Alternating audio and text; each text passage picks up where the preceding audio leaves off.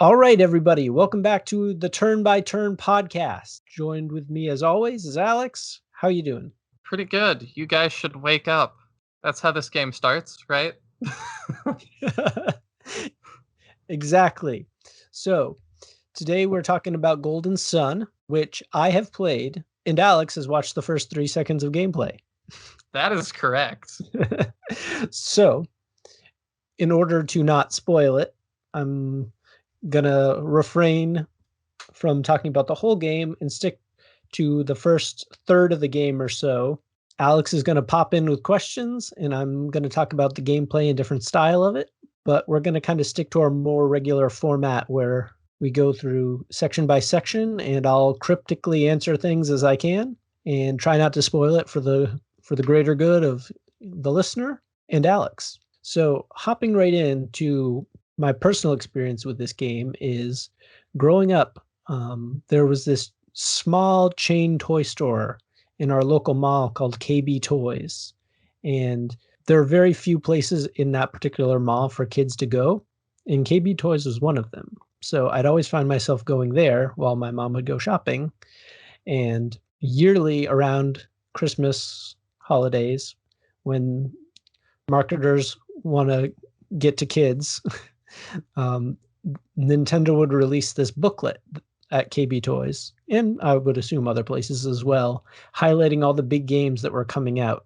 And 2001 is when Golden Sun came out. So it was the 2001 booklet, and it highlighted all of the upcoming Game Boy games that were coming out. So it was Ruby, Sapphire, Kirby's Nightmare in Dreamland, the first Fire Emblem game, the Binding Blade, I believe it is, for Game Boy Advance. Yeah, first one in the West anyway.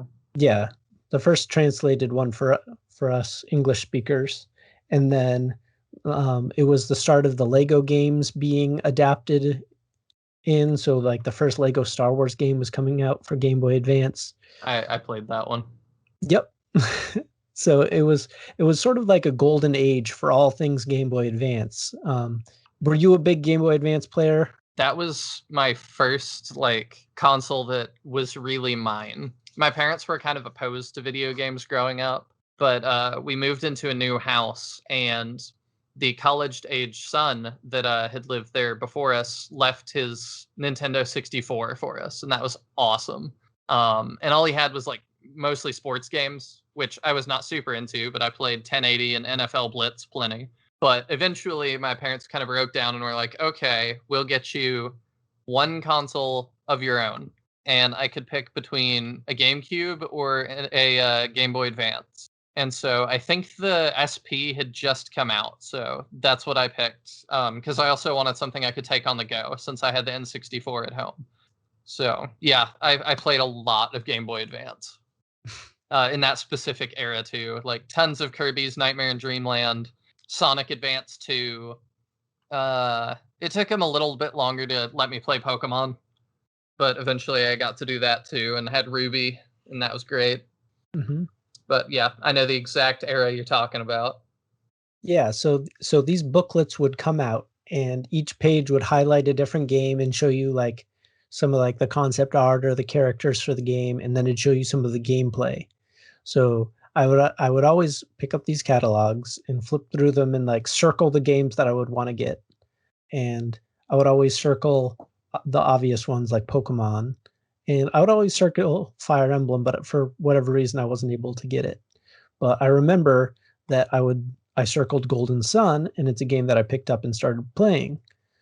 And I fell in love with it almost immediately.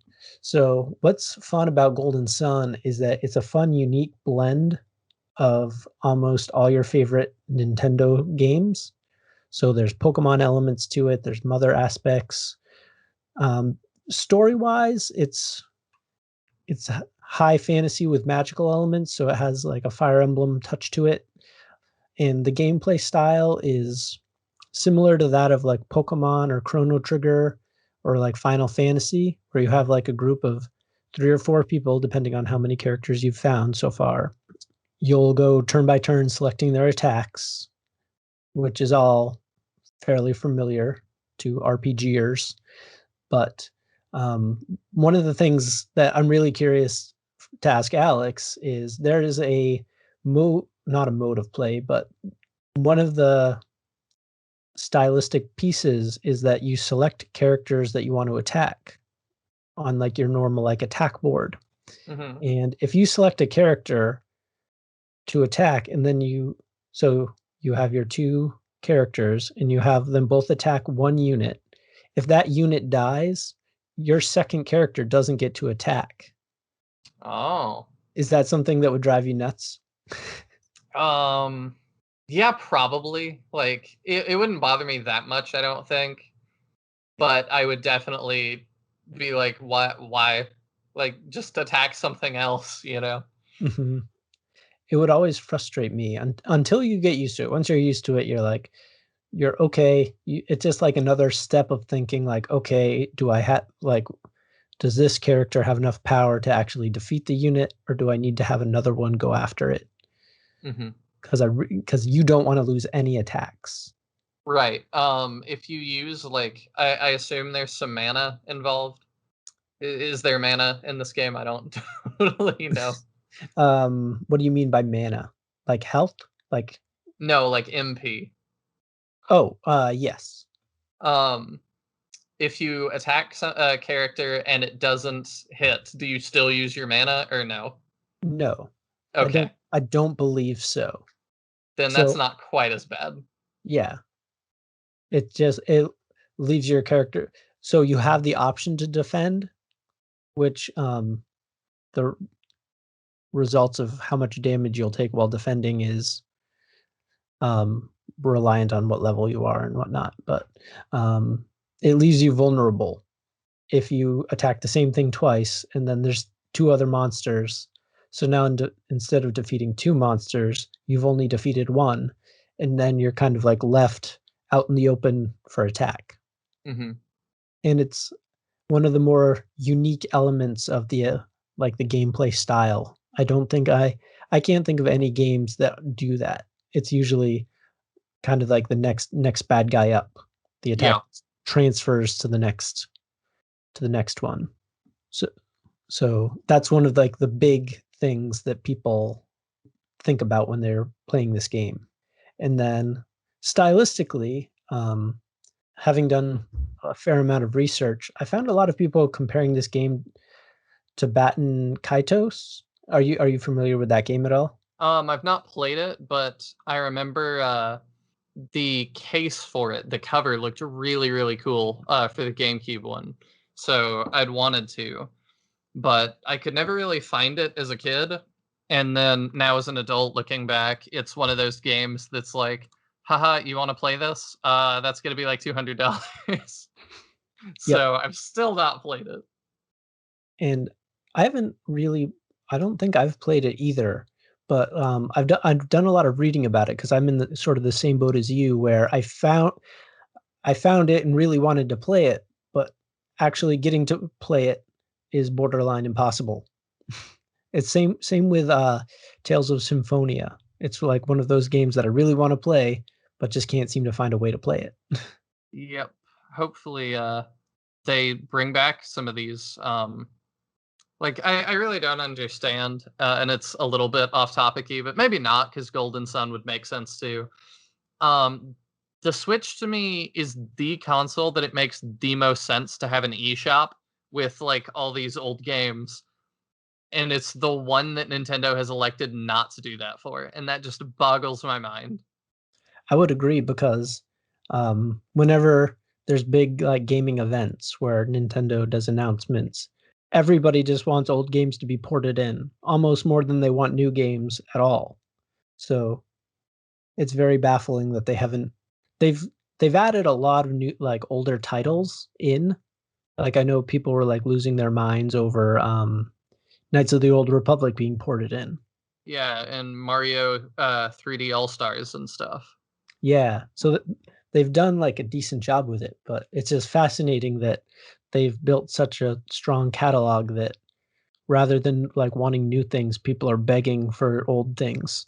Yeah, I liked a meme I saw a while back. The format is like this dog, and he's got a ball or a stick, and he says, "Please throw," and the human tries to take it from him, and he goes, "No take, only throw." And so somebody like pasted the Nintendo logo over the dog's face, and it's like, "Remember old classic game," and the human reaches for it, and he goes, "No play, only remember." It kind of I feels like that sometimes. I would say that's pretty apt. I know that the Golden Sun community is pretty beaten down at this point, as I've talked about in other podcasts. Um, Yeah, you definitely have mentioned that. yeah, the person like pulling their body up on the beach, like screaming for water at this point, which is pretty sad because it's a very popular game and like a pretty decent outcry for getting Isaac into Smash Brothers. Which, if Yeah. you're listening in the future, maybe he's there. Yeah, and I know that we've talked about like the Shining Force games a lot because we both love those. But it's Shining Force is made by the same parent company of Camelot, the same developers. Mhm. And so Camelot just has this really weird history where they worked for Sega for a long time and did all these Shining games. And then that ends with Shining Force 3. And then they start this partnership with Nintendo where they make Mario Golf for the N64 and Game Boy Color, Mario Tennis for the N64 and Game Boy Color, some more golf games, Golden Sun, finally, Golden Sun 2. Then they do Mario Golf Toadstool Tour and Advance Tour, and then Mario Power Tennis, Mario Tennis Power Tour, We Love Golf, New Play Control, Mario Power Tennis. Then, let's see how many years later? 8 years later, they go back to Golden Sun for the third one, Dark Dawn. And then since then, and that's 2010, the only things they have done since 2010 have been Mario sports titles, Mario Tennis Open, Mario Golf World Tour, Tennis Ultra Smash, Sports Superstars, Tennis Aces, and now Mario Golf Super Rush.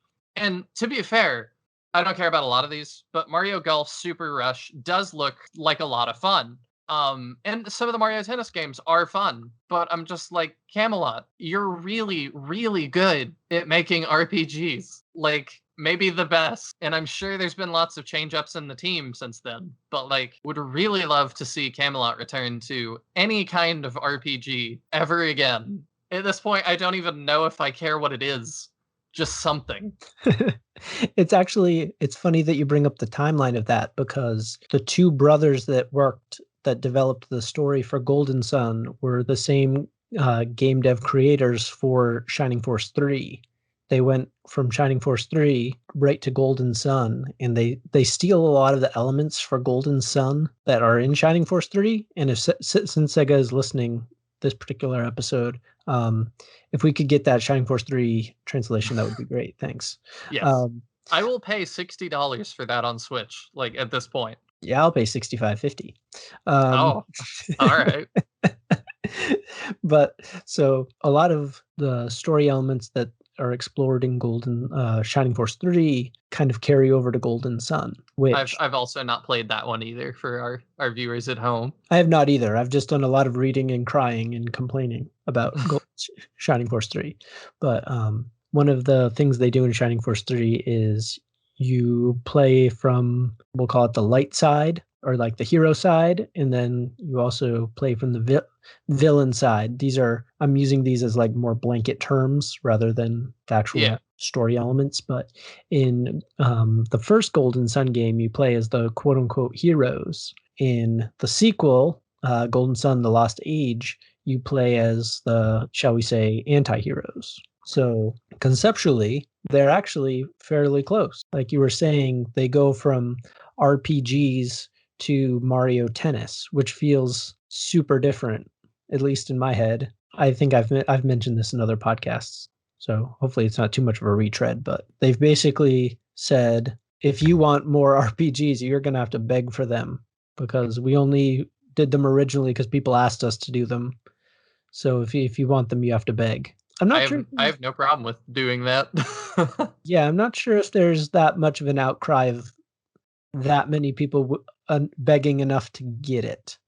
So maybe we're going to be stuck with 14 more different Mario tennises or golf or whichever sport Mario happens to be taking up. I particularly remember Mario Baseball for the GameCube being a favorite of mine when I was younger. Yeah, like they are good games. I'm just salty because it's not what I want them to make. But I fully admit they are good games. Yeah, I don't know if I've ever played Mario Golf. I've I played haven't Wii either, Golf. but I've done tennis, and like the tennis ones are fun. And like I said, the newest golf one, especially that mode they've teased where it's like speed golf and you need to just get to the end as fast as you can. The number of hits doesn't really matter. That seems like a lot of fun at parties. Oh, I bet. So Golden Sun. Before we move on though, I wanted to kind of jump off to that you said you don't know if there's enough outcry. And my thing is kind of with that, similar to Fire Emblem, people are going to care, I feel like, when somebody like Nintendo decides they need to care. Because I really think Fire Emblem was saved by marketing. Because Nintendo, and it started with the game Awakening, and a lot of people say Awakening saved the franchise. I really don't think it is just Awakening. I think Awakening is a fine game, but Nintendo really stepped it up and was like, okay, people are gonna care about this one. Like, we're gonna take out TV spots. We're gonna push the characters in Smash Bros. We're gonna take out YouTube ads. They just did so much more of a marketing push to be like, this is a big deal. It is a AAA release. You're gonna pay attention. And I absolutely think the same could be done for Golden Sun. And we saw it work. But like, a fourth Golden Sun game, like, or even just a remaster of the first three or re-release of the first three, if they showcase the trailer at E3 as like a huge deal, and they made a huge deal about it, and then took out some TV spots and some YouTube ad spots, like I think that people would absolutely care for either remaster or like repackage of the first three or a new one. I think people would definitely get on that train. Yeah, so the reception for the first Golden Sun and Golden Sun: The Lost Age were really high. They rank in like the IGN top 100 games poll. So they're super popular, but then what's it called? Dark Dawn. Yes, I'm Dark looking at the list. Yeah, Dark Dawn came out and that kind of had a much cooler reception. And I know that Nintendo has the gun shy sort of problem where if something doesn't work, they get super scared. So they play the favorites, as the Yep. expression goes, Rip Chibi Robo. which is why we have Pokemon Black and White and not Golden Sun 4. But Golden Speaking on that same line, just real fast too. We're recording this to date us a little bit shortly after E3, and they showed off Advance Wars, which we would love to talk about later. But I really think that is going to be another one that, like, if you want more Advance Wars games, you need to buy this one, and you need to buy it soon after it comes out, because I really think this is another. We're gonna test the waters. They asked Way Forward, who makes Shantae, to make it, and I really think this is like Advance Wars' last chance. If this sells well, then maybe we'll do another one. But if this comes out and nobody really cares, then that's probably gonna be it. I would agree with that. With Golden Sun, like I won't give up hope because I know they do occasionally like to dip back into their roster and like rehabilitate properties.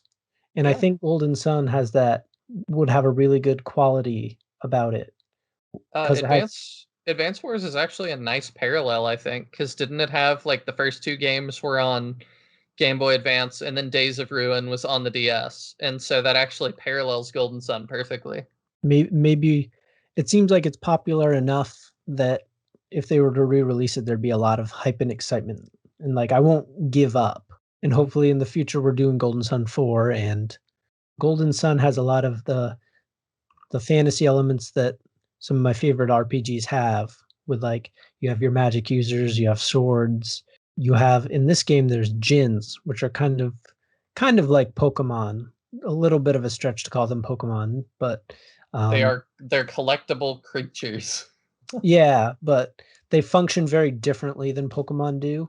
They're basically little dragony. They look like dragons, sidekicks that will boost your stats, or you can use them to like attack, like for like a stronger attack. You acquire them in a similar way to Pokemon, where you meet them in battle, and if in this case, if you beat them in battle, they'll join you.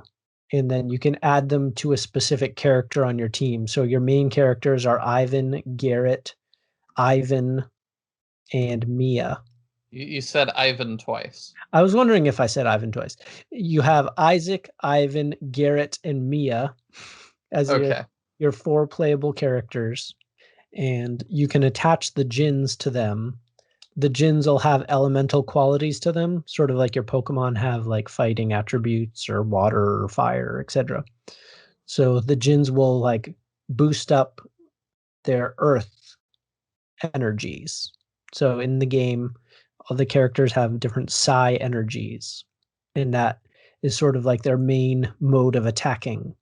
So like Garrett has like fire attacks. Ivan has more like kind of like psychic attacks, like in the course of battle. But then those like psi energies will translate outside of the battles to help you solve like puzzles and things, sort of semi similar to the puzzles you encounter in like The Legend of Zelda. So I have to ask, who is your favorite playable character? My favorite playable character is probably Isaac. He's a silent protagonist, which, as a quick offshoot, do you like silent protagonists, or do you prefer to just be viewing the story adjacently? Depends on the game, really. Like, there's sometimes I'm really happy to have a silent protagonist, and then there's other times that I'm like, just say something. So it depends. Because in Golden Sun, and this is a little bit of a spoiler, but I think it's an interesting talking point, so I want to go there. Sure. Um, in the first Golden Sun game, Isaac is a silent protagonist, and you go through the story, and he might say like a word or two or a sound, but generally nothing. And then in the second game, you're a different main character, and you run into Isaac again, and he speaks full lines. That's So weird. you go from like your silent protagonist is now like talking like full sentences in the sequel game. Is that something that would be weird for you, or Oh would, yeah. would you be okay with that? Because you're not playing as him anymore. You're playing as a different character. I would think that's super weird. And maybe it's in context it works, but like does it come off as weird? Um Maybe a little. I think at the point where you meet Isaac in the follow-up game, you've been the other character enough that it doesn't feel that weird. But like thinking about it is a little weird. Because you're like, well, he wasn't saying anything last game, and now he's talking. Yeah, I think it would kind of matter a lot about how I perceive Isaac because, Mhm. you know, when you have a silent protagonist, you kind of project your own things on them, and that's the idea. To compare it to a game I have played, like the original Legend of Zelda, it really depends on who you are, I guess. Like, there's times that, or people I think that play the original Legend of Zelda, and Link is a total goofball. And, you know, he makes all these mistakes because they make all these mistakes. And so when you eventually see him in the like Philips CDI games where he's super zany and off the wall and goofy, you're like, oh yeah, that's definitely Link. But there's also people that I'm sure that played that game that were like, I'm a warrior. I have to go save Princess Zelda. I am no nonsense. Like, we got to get this done. And so then they see, you know, Link's speaking roles in Philips CDI and they're like, that's not Link, that's ridiculous. You know, Link is this serious, stoic, cold-blooded warrior that just cuts down everything that gets in his way with this sword. And both of you are kind of right. But it would be weird to then run into like let's say Link in a sequel, and then he speaks full sentences, and I've perceived him as you know the serious warrior type, and then he's the total goofball. Mhm. So with Isaac, I think it's the same in that it depends totally on how you perceive Isaac. If you perceive Isaac as this epic warrior of legend, then maybe that works in the sequel. But if you perceive him as like this naive kid that you're playing as because you're the naive kid, then yeah, it would definitely be weird to see him show up as this mythic hero of legend. I really like Isaac as a character, but it doesn't feel like you're playing as yourself functioning as Isaac. Like Isaac feels like a unique to the story character. Like it when I play it, I don't feel like I'm Isaac. Like I feel like I'm Link. Good. So I think it is a little weird that he goes to talk like having lines. Like I understand the mechanics of it and why it happens, but it's still like mentally a little weird to be like, so now you start talking? Yeah, definitely. I might have even tried to like I trust Camelot based on my experience with them, but I also may have put in like a little lore thing that was like at the end of the game if I wanted that, maybe he has a spell lifted and he could talk then or something. Mhm. Because Golden Sun: The Lost Age came out 1 year after Golden Sun. Yeah, and So that it's not like they were planning that, they waited 10 years and then were like, "Oh, let's do a sequel we didn't plan at all." It's like, no, they definitely had to have it in mind to be gearing up for it while the first one was being made. well, actually, and that leads to one of my other talking points. Um, Golden Sun and Golden Sun: The Lost Age were originally one game, but due to the limitations Oh. that were on, like, the size of, like, what a Game Boy Advance cartridge could hold, it was not possible to have it be all one game. So, it's all one story, like, it's not meant to be like a delayed like games are now where you, like, highly anticipate the sequel. It was already all one game, it was just too big to be on one cartridge, so they separated it out, and another thing people talk about with Golden Sun is that it's, like, a fairly quick playthrough, like, experienced gamers will spend, like, 18 hours playing, and then they'll be done the first game. So, like, they're not massive, massive games, like, you can make them be because there's mini games and different elements to it of exploring, so, like, you could make it a longer game. But ultimately, it was supposed to be all one game because it was gonna be released on, I believe it was the Nintendo 64, but then it was, like, near, like, the tail end of, like, the Nintendo 64 era and the GameCube was about to be released, so rather than moving it to GameCube, they moved it to Game Boy Advance and split it into 2 separate games. Story-wise, it was intended to be all one game. I see. It seems like that happened a lot with the N64 because Fire Emblem was also supposed to get an entry on N64, and then that was scrapped and moved to GameCube and the Game Boy Advance ones. And then I think Mother was also supposed to get an N64 release, which we only learned recently. And by recently, I mean like within the past year or two. Um, and there were some like stills that leaked of what it looked like, and so it's just really weird that all these RPGs were going to be on N64, and then instead we don't really have very many on the N64. I wonder if that was, just the really, like, high popularity of the 3D games where, you had, like, Majora's Mask and Ocarina of Time and, Mario 64 come out, and those were all super popular. So I wonder if they kind of got cold feet about releasing slower turn-based games on their, like, new exciting console. I wonder if that was, Maybe, like, a maybe factor at so. all. I also think a factor might be that they were going to maybe try and push them to the Nintendo DD, the disk drive that is Mm. going to be added to the N64, and then that many of you at home might not have heard of that, and that's because yeah, it didn't make it really. They released it in Japan for a very short time, and it didn't do very well, so they never brought it anywhere else, and they barely made anything for it. This sounds like, if you listen to our Chrono Trigger episode, it sounds like our, what was it called?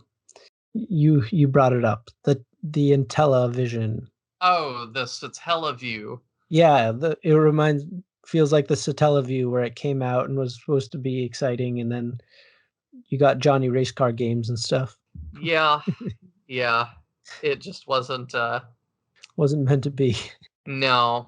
But it seems like they have not issues per se, but they have like release problems with different games. Because I know that Twilight Princess was supposed to originally just be for GameCube, and then I think it was Breath of the Wild was originally supposed to be for Wii U.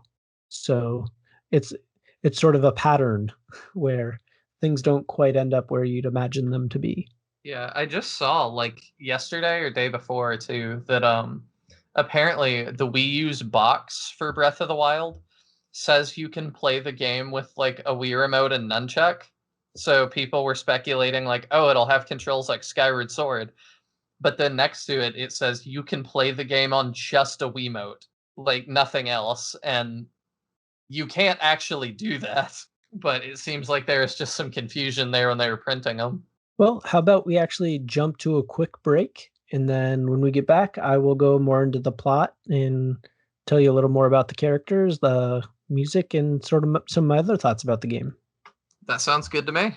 All right, we'll be right back. Bye. See ya.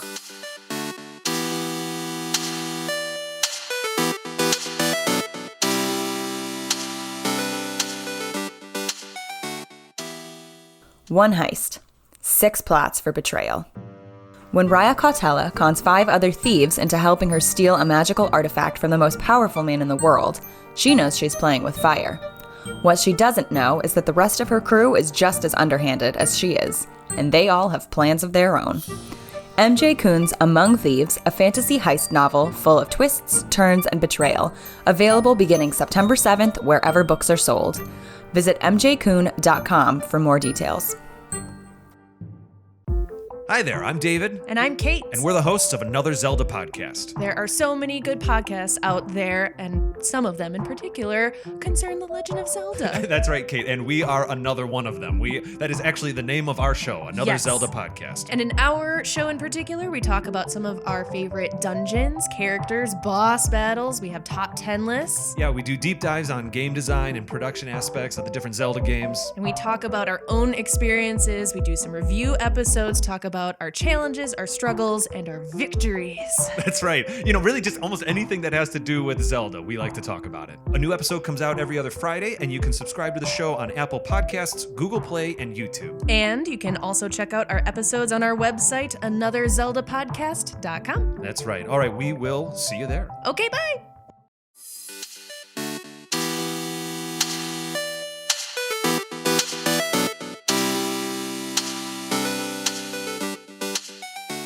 From our break, and now I'm gonna, as carefully as I can, navigate the plot of this story to further convince you that you need to play this game immediately.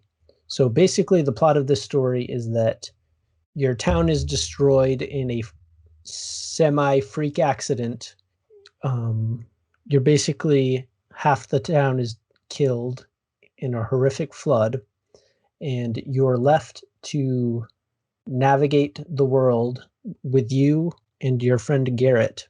And your goal is to relight these lighthouses that have gone out, because you're in the world of Weyard, if I'm saying that right. And alchemy was originally a part of the world, but it came to be a destructive element for the world.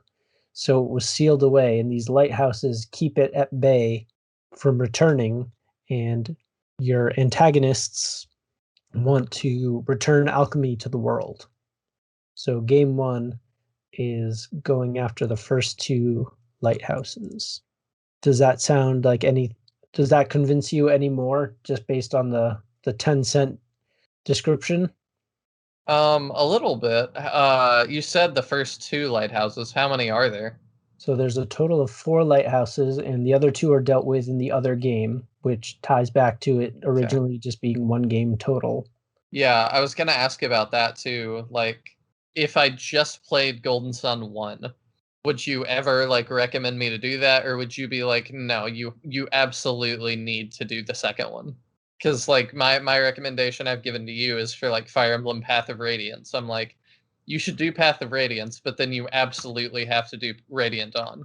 It just adds so much. Sure. I think you could have a satisfying experience just playing Golden Sun 1.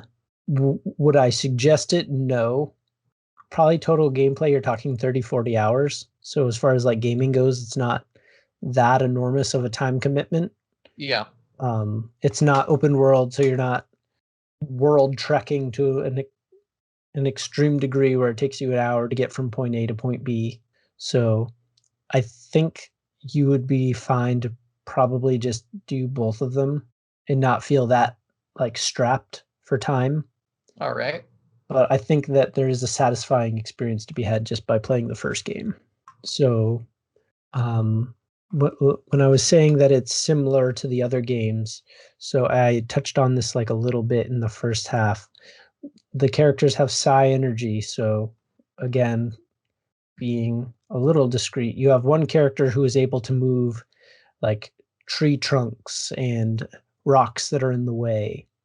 And you have another character that can read minds. That's Ivan. And Garrett is strong and can move things. So there's puzzles throughout the game which require you to use these elements. And it's actually somewhat similar. I don't know how familiar you are with Breath of the Wild, but I've played it. In Breath of the Wild, you have kind of like an iPhone type device. Yes. That gives you like magnesis powers, where like you have the powers to like move metal things. Yeah. And that is how some of the puzzles are in Breath of the Wild. And it's similar in Golden Sun, where each character has like Psi Energy that they can use to manipulate the environments, which can get you around obstacles. I see. But they're not like physics puzzles. Generally, no. It's more so if you're in like a maze, you might like move different like trees around in order to like manipulate the map to get through the maze. Or in the case of Ivan's able to read minds, you enter a town and there's thieves that have holed up in the town, and you get clues about where the thieves are by reading the minds of the residents. And then that's how you find out where the thieves are hiding. I see. So it's very similar to that mechanic, that you're using it to solve the puzzles, but they're also available in battle. Is that like do you like that kind of mechanic where it has like a dual purpose, where it's used to solve the puzzles and for the action? Yeah, sometimes. It kind of reminds me of the like HMs in Pokemon. Yep, it's a lot like that. Very like physical. So like if you're moving like a tree or a big rock, like a big like hand is gonna like show up and like physically move it, like you're a part of the movement. Okay. Which is different when you read minds, but like the big hand will like show up and like gravitate things over. Yeah, I think it also does help with story things, because I'm definitely one of those players that will get a little annoyed if it's like, I can summon raining boulders from the sky to obliterate our enemies. Oh, there's a shrub in front of us. I guess we can't go this way. I'm like, what? I know. But it sounds like in this case, it gets up to big things like, oh, there's a tree in the way. Let's move it. Yeah, so you'll move like a statue would be a good example. So like a statue will be in front of it like a doorway, and you'll use your your Psi Energy hand to move it out of the way, and then you'll be able to go up the stairwell to the next environment or room or wherever you happen to be. So it has the puzzly elements of like a Legend of Zelda dungeon.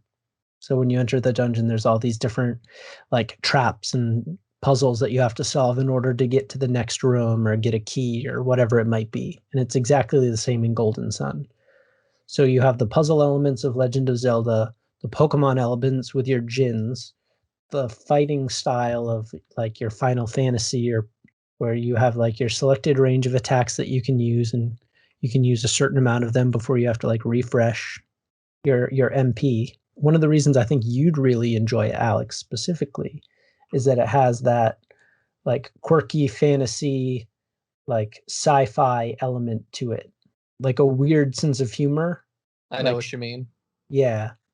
So I think our listeners would probably enjoy it too if they like that, like not outright like laugh out loud funny, but sort of like quirky, like backbone of humor to it. Even Like though a serious story, but it doesn't take itself too seriously. exactly. So like I won't go too far, but after the town is flooded and they're able the survivors 3 years later are still fixing up the town, and like one of the characters like falls in like through the roof, and it works as like a funny thing, even though like horrible things have just happened. So it doesn't take itself too seriously like other games might. And then the color palette is pretty brighten up, so it adds to that like fun fantasy vibe without a lot of games now are very dark, and it's hard to sometimes tell what's going on in them. But this game is very bright, and you can tell everything that's going on. You mentioned the gins too, and I was curious if you had a favorite one. And I don't know if that even makes sense, since they seemed more like you get them like Pokemon a little bit, but then they're kind of like items or spells. So I don't know if you have a favorite one. It is kind of tricky to say it like that because they do have names and to some extent personalities, but at least for me, none of them like the names don't really stick. It's not like, oh, I have a Pikachu. It's oh, I have a red one. In my head, at least. I'm sure there's some like diehards that know all the names and like love all the personalities and have ones they like and ones they don't. But in my head, it's like, oh, I had a fun red one. I can see that looking. I'm looking at like the way a lot of them look on here and kind of the big list. Yeah, and like they're cute little dragony looking things, like I said, but the names don't really stick in my head. They're more of like itemal. Yeah, they kind of remind me of like I don't know if you know the game Panzer Dragoon. It's a little bit like that kind of dragon-y, but like Mhm. if that was a Pokemon and this was like the Pichu. Basically, like you can collect them and have them and add them to your team, but you don't like really see them that much in battle.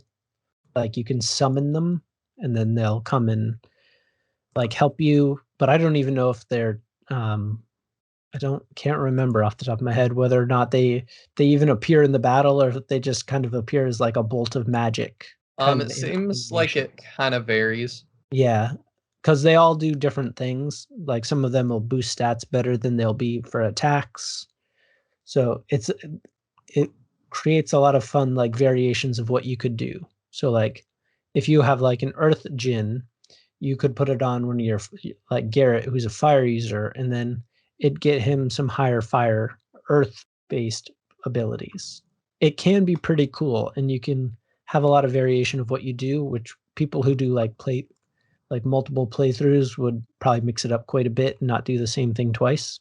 But I think it's a fun element that it's rather than getting like a different set of armor or something, you kind of get like different, like basically pocket monsters. Is that something that would appeal to you as a reason to potentially play? Maybe like something that I really like in games is if you're going to make progression more item based, like getting gear. It's always a great surprise in a new RPG when I equip that first set of armor you get and your character looks different. And I'm like, "Oh, we're all fancy, are we?" Like I like that. And the third age really comes to mind in that everything you equip you can see. So I'm not super into it if it doesn't change your appearance, because then it's just stats on a page. But if you make it little pocket monster things that are also kind of stats on a page, it gives it at least a little bit more personality. So I think that if you're limited enough that you're not going to do like new art for everything, the fact that I at least get a new little face and like a little picture of him, it looks like there's a Jin guide. I don't know which game that's from, but looking at the wiki, there's a little gen guide and there's like a little picture of some of them. I think that's pretty neat and would definitely motivate me to like if you tell me like, oh, you missed a set of armor in that last town, my question would be like, well, is it better? And then if the answer is no, then I'm like, well, then I don't care. I'm just gonna keep pushing forward. But if you're like, you missed a new little friend back there, I'd be like, it doesn't matter if he's better. He's alive and he's like a little goobly, and I need to go get him. That's how I felt when playing through that. Even if they don't necessarily do that much for you, it's still fun to find them because they do tend to have like personalities. They're basically like not Furbies, but like Tamagotchi pets. To date myself even further. So you kind of get like a little buddy that does different things for you. Yeah, it's just like, it's kind of dumb to say, but it's like, if I missed a sword in a town, I don't care. But if you put googly eyes on that sword and you're like, its name is Chuck, I'd be like, I have to go get Chuck. Chucky. Yeah, like does it make a lot of sense? Not really when I think about it, but it's just kind of that psychological thing that's like, I'm not missing loot, I'm missing a party member sort of, or like a little spell or a stat boost. Like it matters a little bit more. So it would definitely make me care more about them than I would just basic loot. Mm-hmm. Then I think based on that, you should definitely try the game. My goal was to get you to drop whatever you've been playing and go right to this. And I think I'm getting closer. So I think you are too, especially when you're telling me the time investment is really not that bad. no. Because my life is just super busy right now, but I'm like, could I feasibly squeeze this in? Like, yeah, probably. You've definitely convinced me of that like I could do it. Yeah, and I think that another thing is it's not wildly complicated. The dungeons and puzzles are the right level of tricky where like it might take you like a few minutes to figure it out, but like you're not walking around the room looking for like the mismatched tile for 20 minutes. Like you, since you're like a really experienced gamer, would probably fly through it faster than I would. Maybe, but I also am the kind of person that is like, if I'm enjoying a game, I'm really not rushing to the end. I'll just play it out and really just enjoy it for what it is. I'm not gonna, if I'm enjoying grinding for a while, then no rush. Even if I don't need to, I'm just having fun leveling my characters. Mm-hmm. So the grinding gets a little tedious because at least in the beginning half, you don't really feel like you're getting that much stronger. Since you only have 4 characters, the grind is a little slow. Can you bring all 4 of them into combat with you, or do you only pick 3? You can bring all 4 in. Okay, I've seen some stills that just have 3, but it might be for some other reason. So you don't start with all 4 immediately. You get them along the way. And I can't remember if you have the option to tell them, no, I don't want you. I don't think so. I Like in mean, some games, you can leave characters behind. yeah, I don't think you get that option in this game because since it's a smaller group of characters, they all affect the story. yeah. From what you said, you need them to solve puzzles. Yeah, so I don't think you'd have the ability to like miss somebody like we talked about in Chrono Trigger, how you could like technically not get the robot or one of the characters. So Yeah, I think it was the frog, and then I didn't get Magus at the end.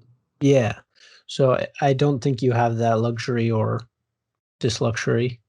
I mean, I prefer not to miss characters, so it's not like I mind, but Yeah, I think it would have been fun if there were more characters to choose from, but just given the scope of the game and the puzzle style of the game, um, I don't think it would be that much fun because you'd always have to keep rotating them in and out and grinding different characters and then like putting some away. And I think it would kill the style to have multiple characters.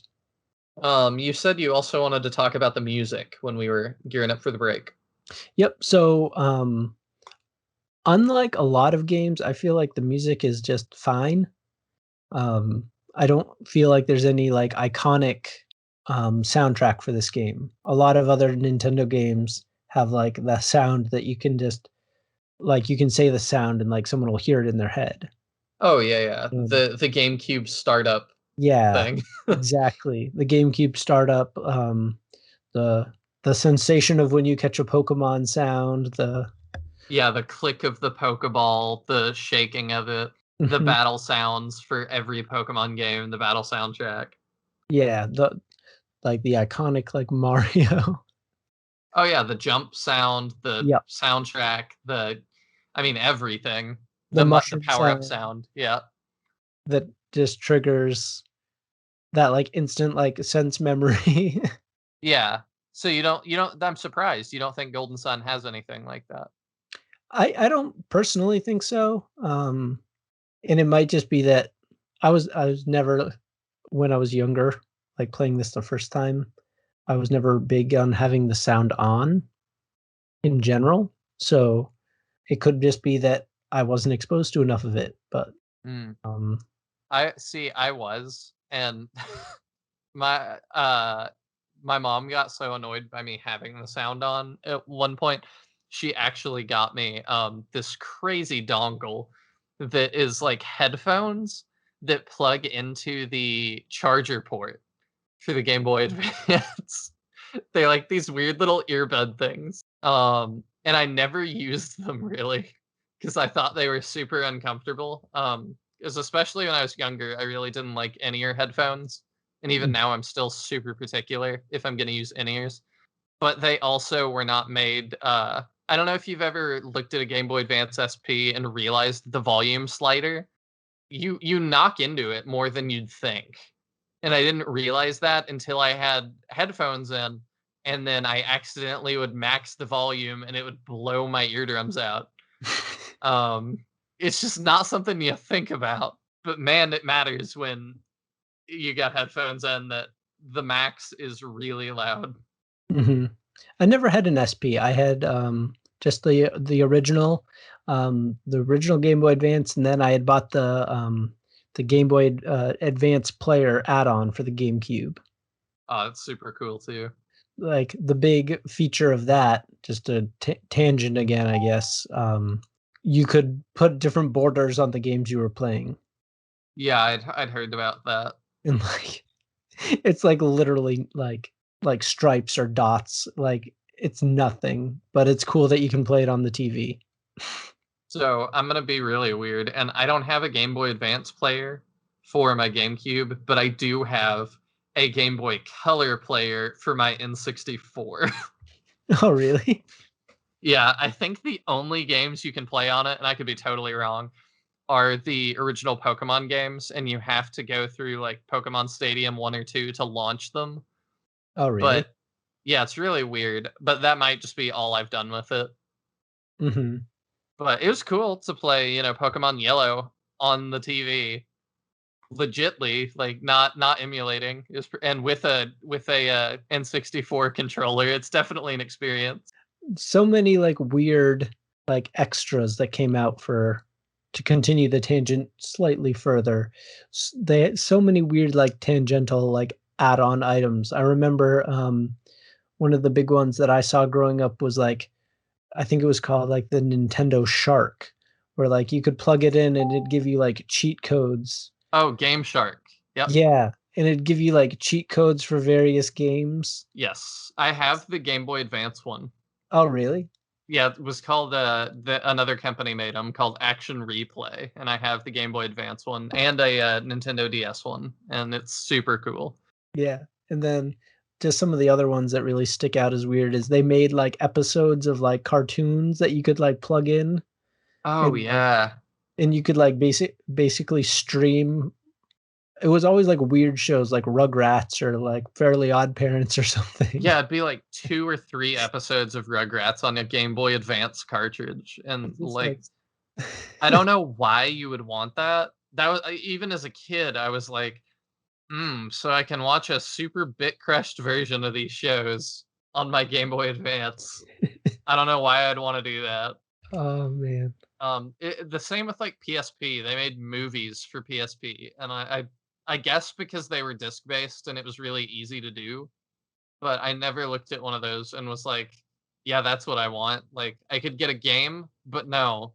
Instead, I'm gonna buy 3 episodes of The Office on PSP or something. Like why why would I want to do that?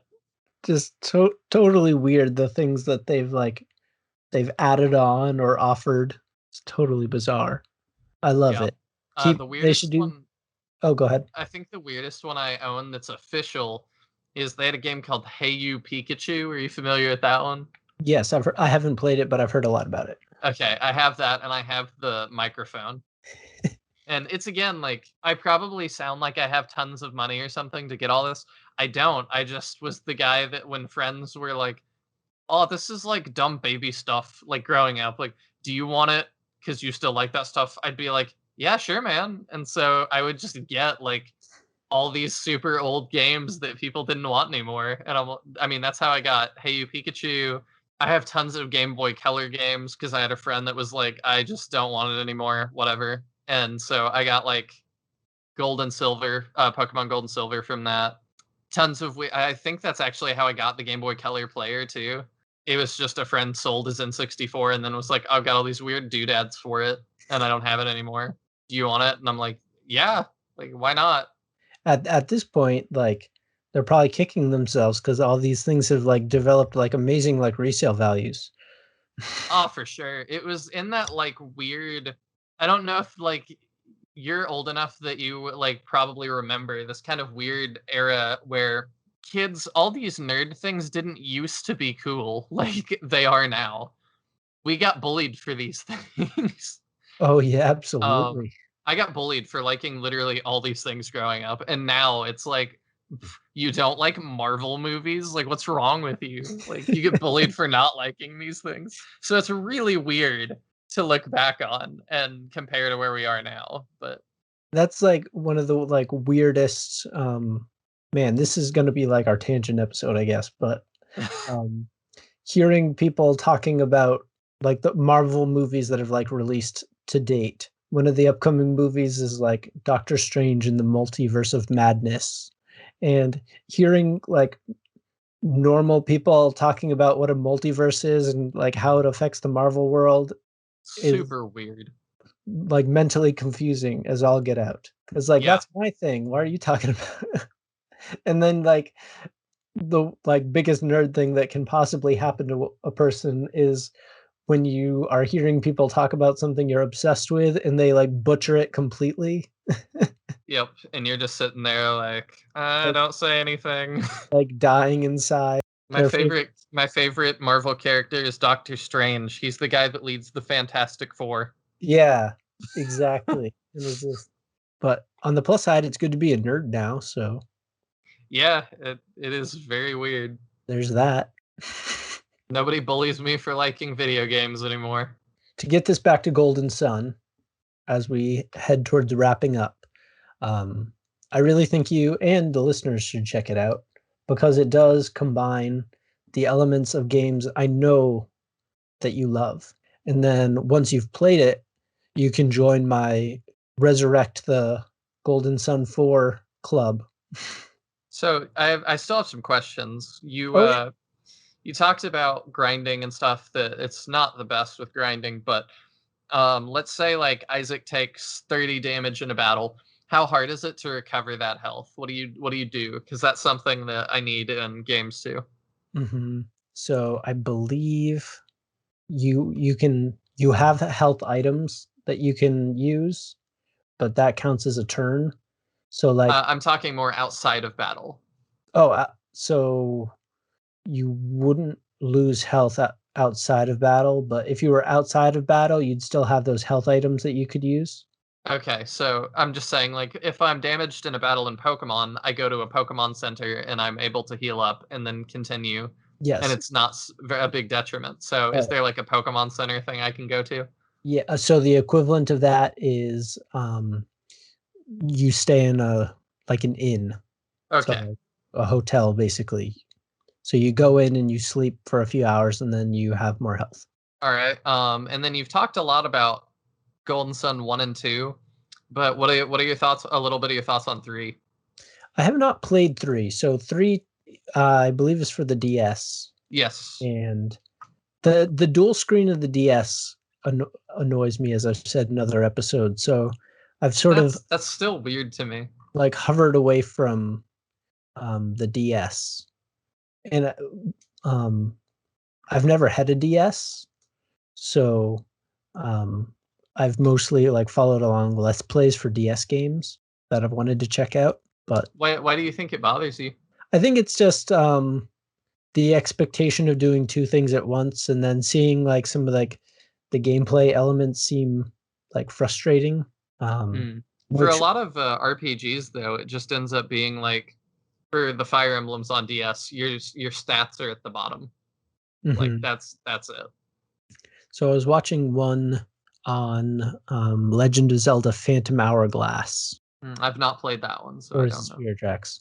Spirit Tracks and Phantom Hourglass are the same style, so I always get them mixed up. I've played neither, so. But for the sake of conversation, we'll say it was Spirit Tracks, I guess. And like you have to like draw your map of where you want your character to walk rather than just walking. Like you kind of like follow a line.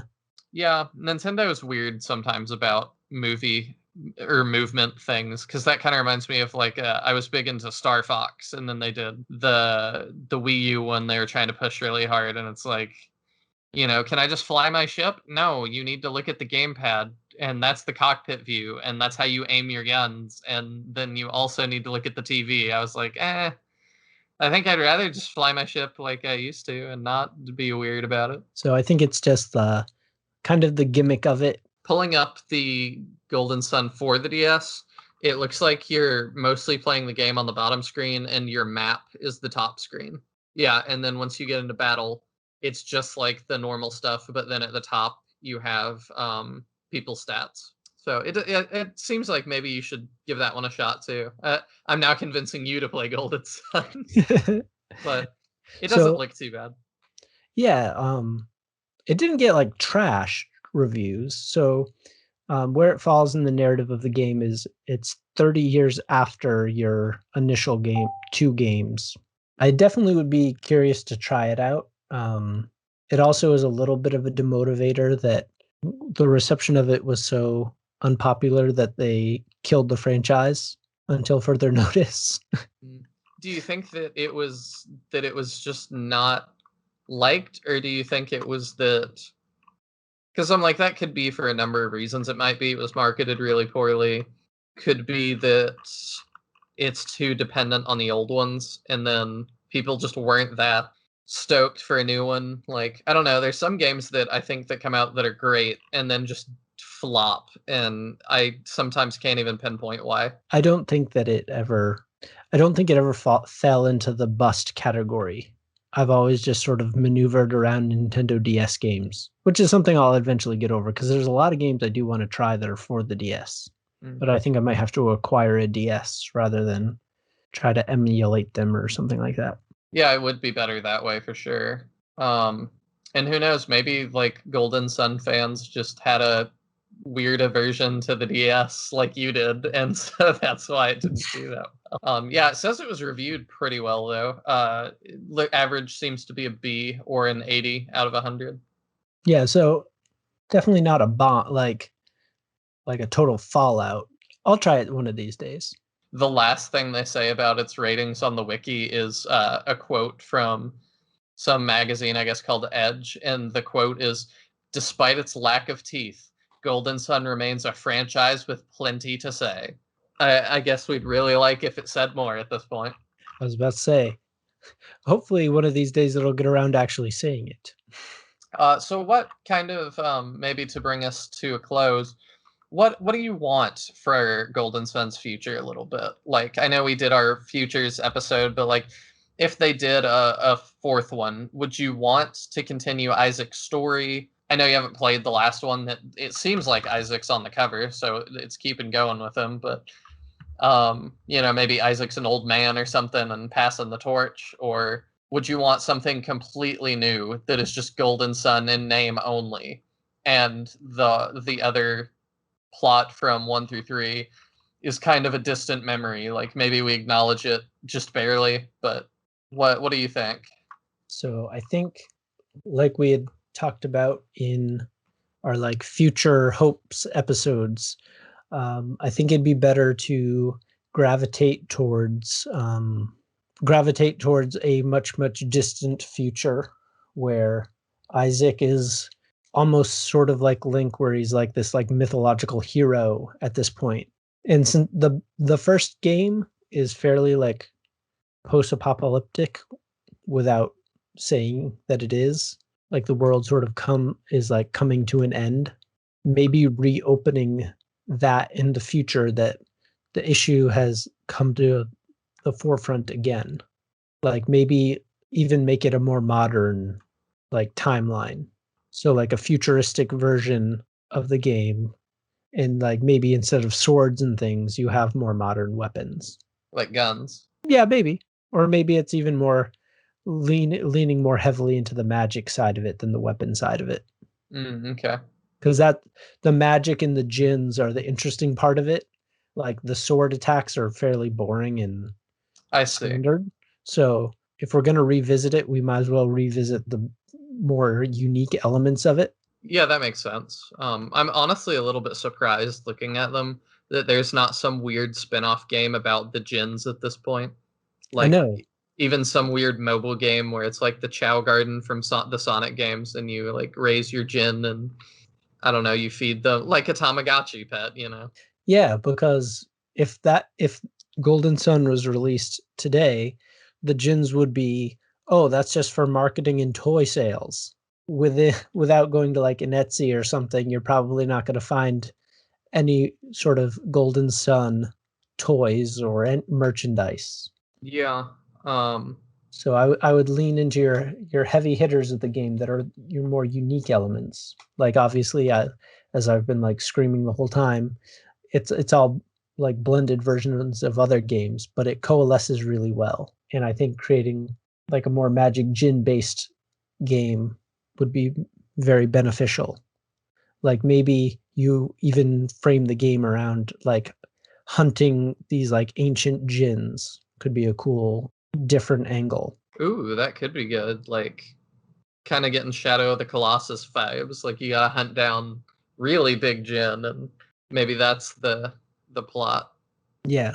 I don't know if you know too much about Digimon, but a Digimon sort of Yeah. story to it where you have like your three characters and different djinns are available to you, and like you can have them like grow and like multiply and like combine into different djinns that are stronger, kind of thing. Mm. Digimon's a weird one in that I grew up with it, and I had a lot of the toys, and I played the games, and I watched the show, and I had even some of the cards, and I can still tell you almost nothing about Digimon. I don't even understand how that happened. I love Digimon. I like a lot of the designs. I think they're really cool. And some of the games were really fun, but I don't know. It's just this weird, like, if you ask me to tell you what Digimon is about, it's like, yeah, I've watched the show, played the games, have the toys. It's like, oh, that's awesome. So what's it about? You know, the Digi Destiny, and you go into the Digi world and you do stuff with your friends, and then you come home in time for dinner. I don't know. And there's a guy that is a lion and probably inspired lots of people to be furries. Well, on that note, so let's do a final 1 out of 10. How close did I convince you to actually play this game? I'm pretty convinced at this point. And you, dear viewer, if you look up on the list, maybe, depending on when you're listening to this, maybe you'll see an episode called Golden Sun Redux, where I've played through this and we revisit it. And I tell you all about how I thought it was awful and I was sold a bunch of empty promises that didn't come true. Or maybe it delivers on every single thing and it's my new favorite game. Who knows? I know. So my idea for a future Golden Sun episode is to dive into Golden Sun: The Lost Age after you've played both of them then we get to hear your thoughts on the game. All right, this sounds like a fun idea, and I will definitely try and do it. Even if not for this season, maybe for season 2 of our show. All right, well, how about we wrap it up there before I spoil the ending? And thank you, everybody, for listening. You can follow us on Twitter at the Turn by Turn Pod. And if you would rate and review us on iTunes, that would be superb, as reviews go a long way towards helping us build our audience. Yes, and if you have any games that you think we just have to check out, or that you really want to hear our thoughts on, definitely let us know, and we will do that. We will continue delving into even more games in the future, so subscribe so you can catch us for our next episode. Yeah, and we will see you next time. Bye, everybody.